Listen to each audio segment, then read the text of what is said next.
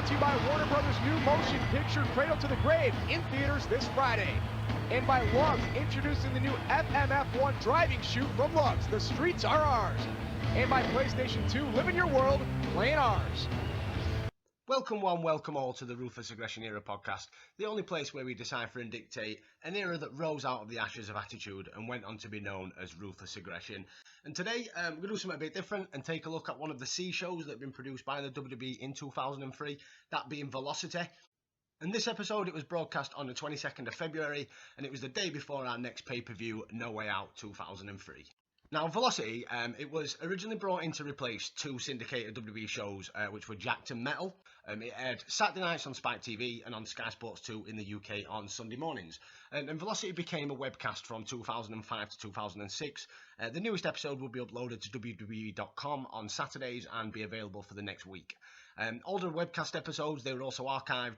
It was the counterpart show to WWE SmackDown and Raw, and it was recorded before the television tapings of SmackDown, which made a massive difference when you compare it to modern day, the Cruiserweight 205 show, which is recorded after SmackDown, where either you're going to stick around or you're going to want to go home because you're only there for SmackDown. But with Velocity, because it was filmed before SmackDown, you got a full arena, the fans were hyped, and as it showed within the show. Velocity was primarily used to summarise major occurrences on the latest episode of SmackDown, and due to the WWE brand extension, Velocity aired matches and content from the SmackDown brand. The format was set to mirror that of Heat and its relation to the Raw brand. But following Raw's move from Spike TV back to the USA Network in 2005, Velocity and its Raw brand counterpart Heat were discontinued from television broadcasts in the United States and Canada, and as I said, became webcast episodes streamed on WWE.com. But internationally, Velocity and Heat, people like me in the UK, they continue to be broadcast on their respective television networks due to WWE's international programming commitments. The last episode of Velocity that aired internationally, it aired on June the 10th, 2006. It was also the last episode to be streamed on WWE.com.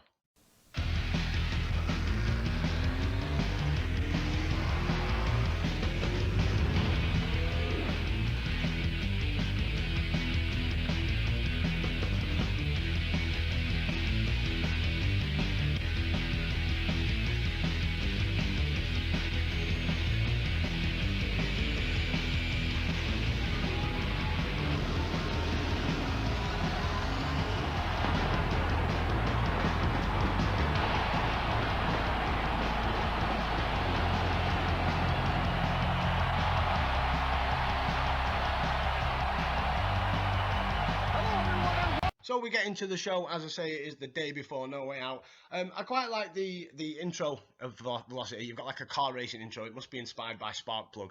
Hardcore Holly must have been in that creative meeting. An absolute shit ton of pyro goes off as expected, as the crowd are popped, as the camera pans around the crowd. As I said, the fact that it's recorded before SmackDown makes a massive effort. We've got Josh Matthews and the Cat, Ernest Miller, on commentary as they're welcome to the show. And first up is a non-title match between Cruiserweight Champion Billy Kidman and Shannon Moore. Josh informs us that Matt has made the weight and is down to 240 pounds, so Matt Hardy will be okay to go against Billy Kidman tomorrow night at the pay-per-view. Josh Matthews comments that Shannon Moore has turned down Kidman's offer for a title match because he wants Hardy to win the belt tomorrow.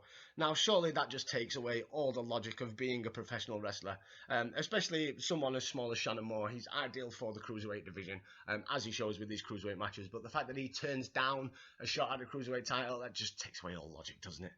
Billy Kidman, this is a non-title Cruiserweight match. Billy Kidman said he would put the title on the line. Shannon Moore said, no. He said, I want Matt Hardy to take the title from you tomorrow night at No Way Out. So Kidman got a chance, he got an opportunity to beat the whole team, right?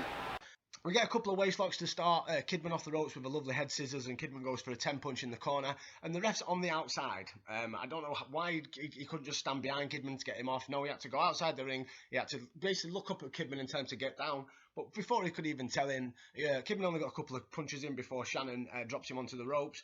A backdrop from Moore for 2, and then Moore works over Kidman's back and hits a suplex for 2. Kidman hard into the turnbuckle, and the commentators mention how Moore's plan must be to soften the back and to soften him up for Matt Hardy tomorrow. Cat chimes in again. If Kidman can beat Moore, then why does anyone think that Hardy can? Well, he's double the size of Moore for starters, Cat. I think that probably helps. Shannon Moore, he puts Kidman into a rest hold and works Moore over Kidman's back. The commentators discuss Hogan Rock at No Way Out, and the Cat mentions that he's seen Hogan with red shoes on and says that he must be up for it. So I don't know what your boots are about. So red shoes must mean, yeah, I'm ready to go. Cat also at No Way Out, we've been talking about it. The biggest return match in sports entertainment history. The Rock versus Hollywood Hulk Hogan, snapmare by Shannon Moore. Well, everybody's talking about that, man. I can't wait to see it. Rock Hogan too. I mean, it was just at last year's WrestleMania where The Rock defeated Hulk Hogan. We'll see if he can do it again at No Way Out. You know, I saw Hogan with some red shoes on. So I don't know what that means. I think he's getting ready for it. Red velvet shoes. The biggest match in sports entertainment history, and Cat's talking about footwear, ladies and gentlemen. Billy Kidman with a couple of clotheslines and a lovely looking Death Valley driver into a net breaker for a 2 count. Cat says that Kidman is looking mighty heavy, and they discuss what would happen if Kidman isn't eligible, which is something, to be fair, that they've never ever brought up. They never bring up. I know years ago when they had Christian trying to drop the weight on an episode of Sunday Night Heat to go for the light heavyweight title, but they never bring it up that the champion has to keep the work on to obviously maintain that weight to make sure that he's eligible to drop below the weight limit. A sloppy pin attempt from Kidman to a 2. Shannon Moore went for a suplex, but Kidman kind of rolled it into a cradle, but they rolled around on the floor for a couple of seconds before he got him into pinning position. Shannon Moore to the top, but misses a senton after Kidman had already moved. Kidman was basically on his feet, and Shannon Moore comes jumping off with a senton.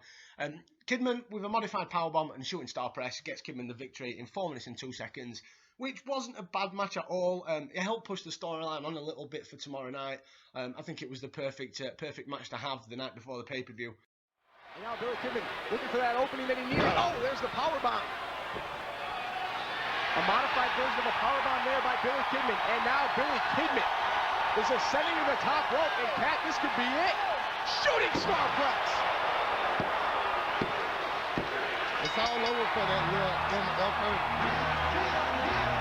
Your winner, Billy Kidman. We found out later that the Guerreros, they're going to go up against WWE Tag Team Champions, SmackDown Tag Champions, Team Angle, with some terrible pre-recorded comments from Josh and the Cat. We cut to these stills of, which we're showing, first they show the Guerreros and Team Angle, in the normal little stills that they show on modern day TV with the match coming up later. And then they also show a still from SmackDown segment with Brock Lesnar and Angle that they're going to touch on a bit later as well. But the comments, they're like pre-recorded terribly. Like, you say this line, I'll say that line, and you say this line. Still to come on Velocity, Los Guerreros are in tag team action against Team Angle. Cheat, lie, and steal. That's the Guerreros' motto, but at least they're honest about it. And on SmackDown last Thursday, it was the match everyone's been waiting for and didn't think they'd get it until WrestleMania. It was Brock Lesnar versus Kurt Angle. Well, we get back from break, and it is a Slacker 2 moment of the week with Bill DeMott destroying Funaki. And it is time for our second match, and it is Funaki. He wants a rematch against DeMott right here, right now, according to Josh. Funaki, he tries to get a jump start, but Big Bully Bill cuts him off, and I find it quite ironic that in 2003, the gimmick that Bill DeMott kind of has that he's a bully. Yeah. Drop kick from Funaki with no effect, and Bill starts destroying Funaki. The Cat rips on Josh for being in Tough Enough. He asks him which season he was on and if Bill DeMott was his coach, and if he was his coach, he wouldn't be where it is now. Funaki then rallies with a couple of shots, but gets cut off again. A big back suplex from DeMott, and it seems that Funaki is dead. He's literally not moving. And then Bill DeMott gets Funaki over the middle rope, and some mean-looking forearms to the face. Funaki rallies a little bit, hits a jawbreaker and goes for a crucifix, but DeMott turns it into a Samoan drop. DeMott goes up to the top, but misses a sloppy-looking elbow. Funaki then goes up to the top and hits a lovely-looking crossbody for 2. A mean-looking clothesline from Bully Bill. A mean-looking powerbomb. And then he hits the sexy pin on Funaki for the 1-2-3 in 3 minutes and 16. DeMott, he was staring at Josh throughout the last moments, and the Cat kept chiming in that he wants to kill you, he's going to come through, he doesn't like your comments. But then he chimes in with his best line of the night. DeMott's going to eat your ass like a pot of collard greens. And then he asks him, under his breath, have you never had collard greens before? I think Bill want to eat your ass like a pot of collard greens, man. We'll take another look at this powerbomb by Bill DeMott, just stacking Funaki up.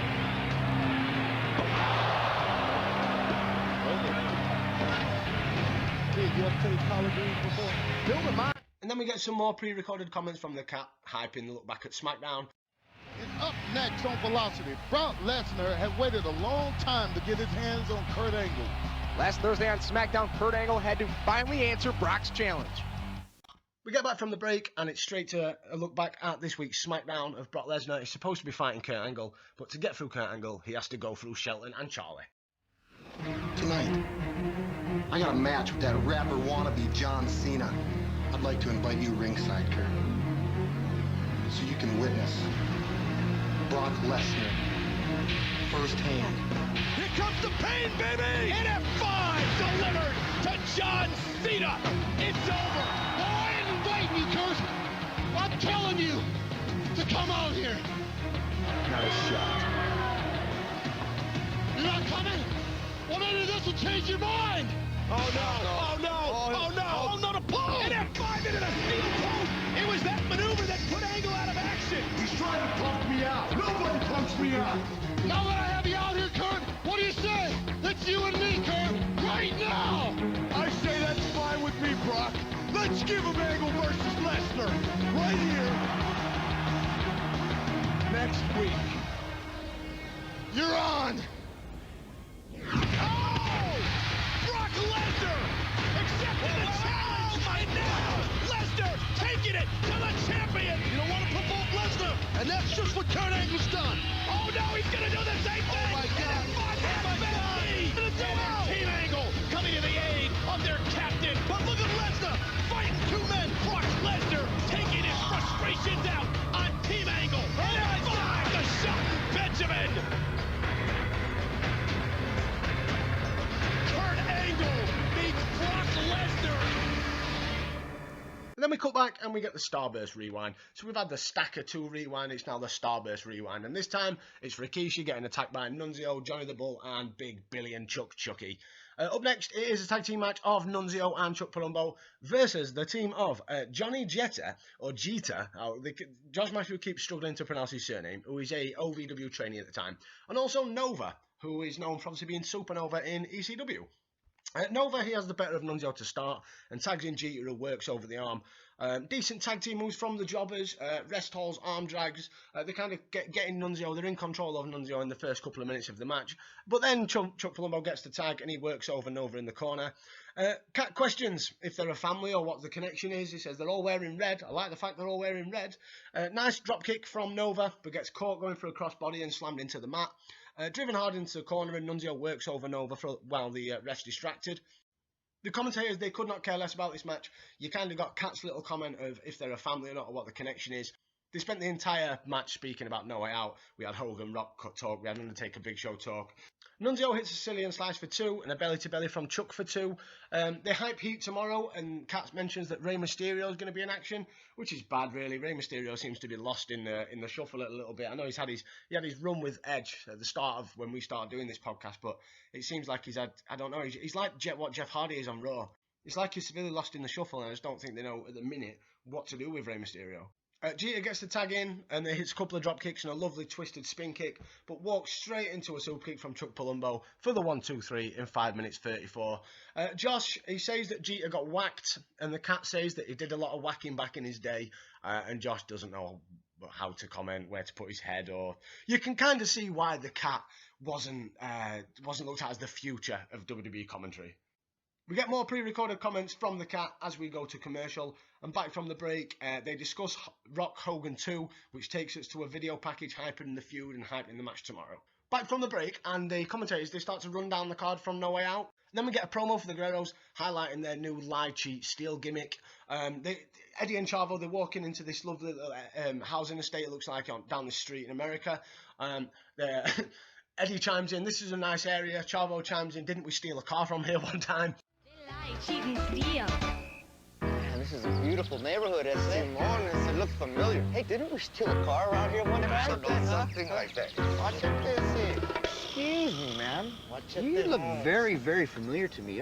Are you on TV? Yes, your name's Pamela. That's where we know her from. Right. That show. That's right. Man, she's on that show with all the mamacitas running on the beach. It's Baywatch. That's right, bro. And look, your hair is so beautiful. It shines. Yes. Oh, look, a little baby. Mira nomás, chiquita. Hey, little baby. What's her name? Emily. Emily. And you know what that means in Spanish? Yeah, that means light of God. That's right, it does. Oh, yeah. I'm gonna let you go now, okay? You see you're getting really, really serious. Make sure you keep that baby warm now. That's the ugliest baby I have ever seen. Bro, you're not kidding, man. That baby could steal the shine right off my ribs. Oh, yeah. Hey, what time is it? Oh, wait a minute. Here, hold that for me. Oh, it's about 3:15. Hey, is that a Rolex, bro? I don't know, man. Yeah, I said, what are you going to do with that? Hey, man, you took everything else. I had to take something. Well, we could use it for some coffee. Hey, milk does a body good, bro. If you're not cheating, you're not trying. Viva la raza! And next time for your main event, it's the non-title tag team match of Team Angle, Shelton Benjamin, Charlie Haas against Los Guerreros, Eddie and Chavo. But before the match can start, Josh, it's time to flog more shit to the audience. Well, Starburst Sour presents WWE No Way Out live from the Bell Center in Montreal. Starburst Sour, a sour kick from the first chew to the last.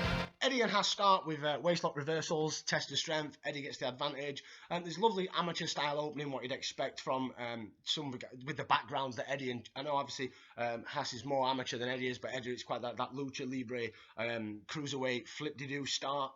Chavo gets the tag in, he works over Haas with a dropkick and uppercut. Eddie tags back in and suplex and a senton for 2.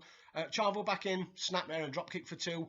Eddie and Chavo work so well, they blend so well when they're doing tag team wrestling. Haas makes a tag to Shelton, but he's caught straight away by Chavo, and Eddie works over him in the corner while the ref's back's turned.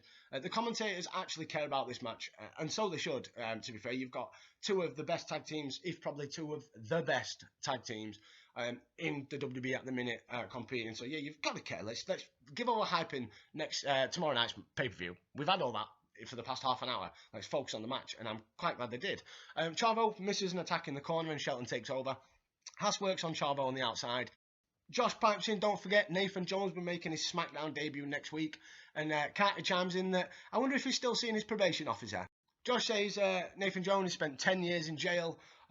Cat chimes in, 10 years in the big house with no love. Josh then tells Cat that he had 8 years, and Cat seems to get pissed. Team Angle, they work over Chavo, and Shelton hits a snap suplex for 2. Haas back in, and they work over Chavo in the corner. Eddie finally gets the hot tag and cleans house with Team Angle with backdrops and drop kicks. He hits his rolling suplexes for a 2 count as Shelton makes the save. The finish comes when Chavo, he goes for a tornado DDT and hits it, and it looks like he's going to set up Eddie for the frog splash, but Charlie pulls Shelton out of the ring, and Team Angle pick up their belts and walk out to take the count-out loss in what should have been a brilliant match. And to be fair, it is only a C show, and you kind of got a C-level grade of a match in 6 minutes and 48 with a victory on count-out to the Guerreros. Josh, he hypes Heat, he hypes No Way Out as Velocity goes off the air. And for me, for a C show, it wasn't overly bad. I said the main event, it was a little bit disappointing, but again, it is a C show. And Team Angle, they do have a match, obviously, tomorrow night as well. It was kind of annoying with Josh flogging products every 10 minutes. We had Starburst segment, the Stacker 2 segment. He was trying to sell lugs, PS2s. It all got a bit too much. I know it's a C show, but surely you don't need to pump it with that much advertising. And really, what was with them pre-recorded segments? It's like the acting was dire, absolutely dire. But that was Velocity. That was our first ever take into the world of Velocity. And to be fair, I think we will be going back. As I say, as I mentioned earlier, it does go on till 2006. So I think we might have to keep dipping our toes in and seeing how Velocity gets on and see if it improves at all throughout the next couple of years. And coming for you very, very soon on our main channels will be No Way Out 2003 with the return of The Rock, the return of Hogan, the return of Austin, Evolution, they're burying Steiner yet again. Things are going to get good. But yes, I've been Dave, as always, and thank you very much, guys. Remember, you can find us on Facebook, Twitter, YouTube, Instagram, Our Era Podcast. We love each and every one of you. I've been Dave. Until next time, peace. Ruthless aggression.